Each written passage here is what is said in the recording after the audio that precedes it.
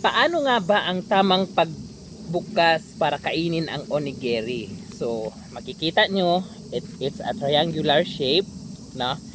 At makikita nyo rin dito may number 1, dito may number 2, and dito ang number 3. So, sundin nyo lang ang instruction. Unang-una, dito nyo buksan. So, peel it down. Yan, balatan nyo dyan.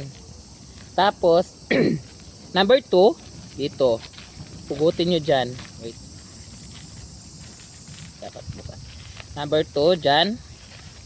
Oh, totally bukas talaga siya ha. Para maano siya. Number 2, yan. And then, number 3, dito sa kabila. So, ayan. Perfect na. Perfect. Malinis na pagkabukas. Then, pwede nyo nang isubo.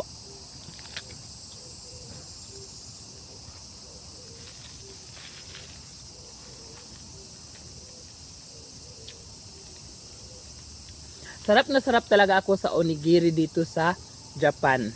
Ito talaga ang favorite ko, yung grilled salmon ang kanyang feeling. Yun lang ang aking maishishare. Thank you!